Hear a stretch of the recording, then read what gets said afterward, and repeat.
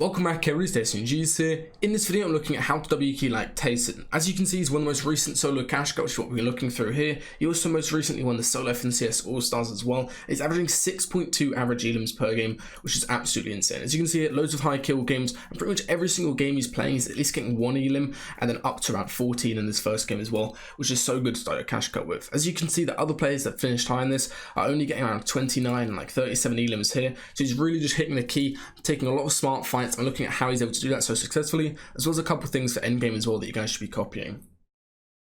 Just quickly, make sure to go like the video as well, and also check out Solo's masterclass below, and let's get into this first game. Okay, so this first thing is a really nice sequence of events versus other player that's boxed up. One thing you need to understand in Fortnite is the psychology of another player. So right there you can see he gets a massive tag on this other guy, and when someone's low HP like that, especially in a fight that's on the edge of Storm, you know they're going to be dying to Storm in a second if they try to rebox a lot. TAYSON knows his other player is trying to go for an insta-ed outplay. This is how he counters that.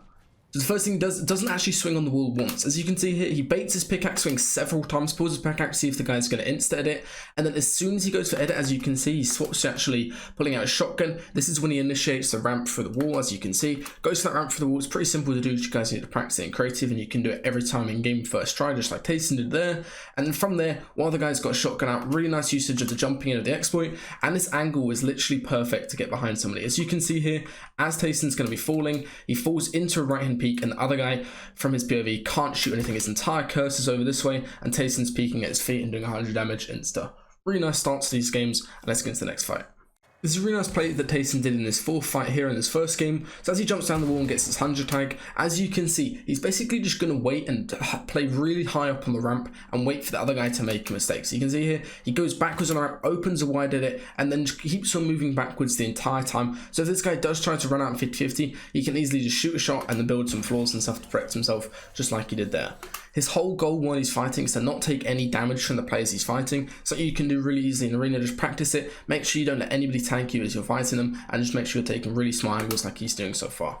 One thing that's really important when you're taking fights later on in the game, especially here you can see it's 38 alive in the third zone, as you can see, it's really important to make sure you fight with the server. So basically position yourself towards the edge of Storm and let the server do the work where they're actually spraying and helping you try to take out this other player. As you can see, TAYSON's just pressuring from all angles. This guy getting sprayed. He's making sure to cover all of his angles to the side. He's basically building everything off so he doesn't get tagged once by the third party. And then here, as he goes to jump on, this is basically a perfect ramp edit you can do. Go ahead and edit like that. You basically sit behind the actual left-hand peak here, and then the other players, you can see, literally can't see anything until TAYSON moves down. Most importantly, he's not jumping out wide. He just moves down the ramp, lets the guy come in and commit into his angle, and then gets some really easy elim, again, without taking any damage. So near the endgame, as you can see here, TAYSON just sets up and builds absolutely everything around himself and just puts himself in a really nice position to right and peek this guy over and over. One thing that he's doing is he's approaching a box, is just listening to what shotgun that other player has. And this guy's already pulled out attack several times, as you can hear, and he knows just by playing his right hand peek, just making sure he's keeping his space, and most importantly having cones in both these boxes here, he's going to win this fight if he just keeps on playing behind the right hand peek. The guy actually just leaves his box and makes him space backwards, and at this point TAYSON just commits in, replaces the cone, and is able to just right peek into the guy several times and get the elim. And the next thing that he does after getting this kill is actually really special. Again, this guy is just pressuring from above and just spraying non-stop, and he's just going to bait the loot out for a second here, and then again just play around the right hand peak, as you can see. He's just waiting behind the right hand peak, the other guy commits in, wanting to go for the loot, trying to act a little bit too greedy, and at this point right hand peak into 100 tag, comes up, chases the guy down, gets this extended wall up, which is a really important skill to have, full boxes the guy as he comes around to make sure he doesn't get sprayed by the server, and then commits in after 100 tag, and he's got a really free limit, and now he's max mats with a really easy endgame ahead of him. One thing that TAYSON is absolutely excellent at is when he's in these kind of close quarters box fight situations, he always keeps his distance and is able to play range versus the other player. As you can see here, he's dropping down, trying to fight this guy that's just in this area refarming, and one thing he doesn't do is commit into the initial 1v1 right here. So you can see, he could have easily committed and tried to kill the guy quickly, he doesn't just rush in, doesn't know the guy's HP, hasn't got an AR tag or anything yet so far, so he's going to play his range, back up, get a 30 tag, make sure he's completely fine, and then not committing into the same angle where the guy's very easily able to predict what he's doing, and he can play behind the right and peak, as you can see here. What he's going to go ahead and do is swap his angle up around, reposition, and actually reinitiate the fight from a different angle, as you can see here. Gets the 70 tag. At this point, he forces a cone into the box behind the window, and he's just trying to wait and see if this guy's going to force the way through the wall, because he's basically full box. He isn't wearing anywhere to go. You can see he tries to pre-farm as he sprays the wall again, doesn't edit, and he's not even aiming to go around that top right edit. He's basically just doing the top right so the guy forces his way through the wall, just predicting and knowing exactly what the guy's going to do. He runs through, and he's got a really simple shot right there. One thing that is massively underrated when it comes to W King in solo tournaments, or even in shows as well, is just how good your movement is so you don't get out-traded by your opponent when you go for a peek. So right there you can see swing to the left, and obviously has the range advantage of the purple pump. And let's go ahead and see how he's able to continue his fight versus his other player. That's on 150 HP. And he also does it in a way that just doesn't take too much damage when he's actually closing the fight out. Okay, so right there, again, another 70 tag. He's going to play behind this right and peek, gets the cone slide and the wall at the same time, and as he does this, as you can see, he swings to the left actively so the guy can't even get a shot off in time before TAYSON is down behind this wall. Now at this point, he could just right and peek him simply. I would prefer somebody to just change the ed up so you don't just take a flat trade like he does here. He does get the damage advantage on this guy, and again, as he opens his edit, as you can see, he holds it for a second, gets entirely behind the left-hand peak of this wall, so this guy can't see him at all. Now he's just going to right and peek. And from this guy's perspective, as you can see here, he literally could only see Tayson's hand to even try to go for a pre-fire by the time he's died and out the lobby. This next sequence of elims was something really special that you guys can copy from. So you can see he's catching this guy off guard as he's jumping in his cone, gets the wall, and this is a really interesting edit choice that he does here. It is a massively wide open edit. This is something that people normally do for a pre-edit, and he's just doing it really wide to catch the guy off. And as you can see, this guy's completely caught off by it, especially with the cone in his box. That his cross is nowhere near being ready to even flick onto Tayson, and he's already been tagged already. So he gets that big tag, and again, he doesn't want to try to take this actual damage, so he's going to go ahead and do this top right 3 edit at this point, and all he needs to do is just go ahead and jump up and kill the guy. This next player that W keys towards him, TAYSON just very simply swings to the left as he did earlier, opens a nice right hand peek edit for himself, swings entirely to the left so the guy can barely trade him at all. As you can see here, he's really hidden away, and then he swings out with crosshair level at headshot height, and now as he goes to W key this guy, you see what he does, which is actually really unique. So this guy's missing loads of things in his box. It's really important when you approach your box to actually see what they're missing. So you can see here, he's going to go ahead and force the wall in, as you can see, and the ramp at the same time in this guy's box. This guy's still holding this initial wall here, and TAYSON forced those 2 pieces in, which immediately causes the guy to rebox, since he's kind of panicking at this point, thinking TAYSON's going to hop into his box. And what TAYSON does is he reads exactly, places a cone above and below, waits for the guy to come out, and then gets a nice easy elim, and then he's basically completely stacked for this endgame. I talked about this in my video where I actually went over TAYSON's game from the All-Stars final, where I was helping him and coaching him for the event, and it's just one of the simplest height takes that you can do. He did this in the Cash Cup, and he also did this in All-Stars. Just very simple. Just make sure you go ahead and tarp as far as possible into front side, as you can see he does here. Now as second moving pulls and it pulls towards TAYSON, what he's going to go ahead and do is lay it down a couple times and then immediately just start ramping up and leveling up so you can look at height. And at this point, if you're front side looking at height and they're not holding height properly, as you can see, this other guy's basically completely shambles.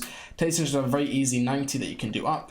AR pressures the people at the backside of Storm and then begins to tarp forward. Make sure nobody's flying and landing on his box, so he goes up another layer. And at this point, this is such a free game to win. All he needs to do is just sit on height and continuously spray, which is what he does perfectly. If you guys are interested in all of the videos and notes and stuff from All Stars coaching I was doing with these guys, make sure to go check it out on FortniteMasterclass.com down below.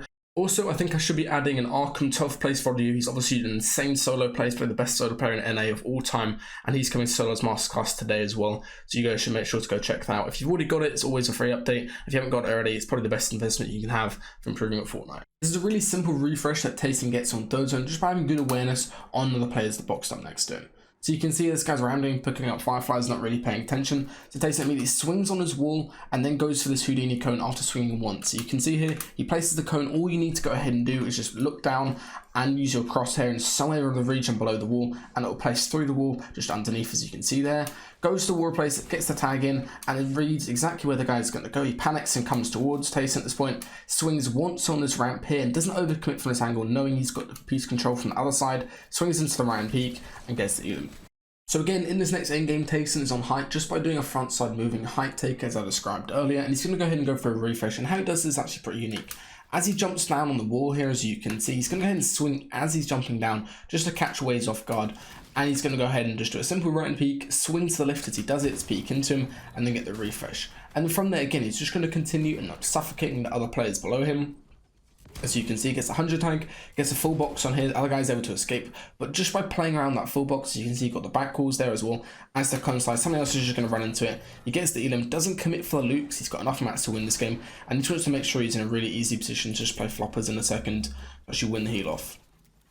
Pushes down a little bit, doesn't commit into the angel, lets the guy die to storm.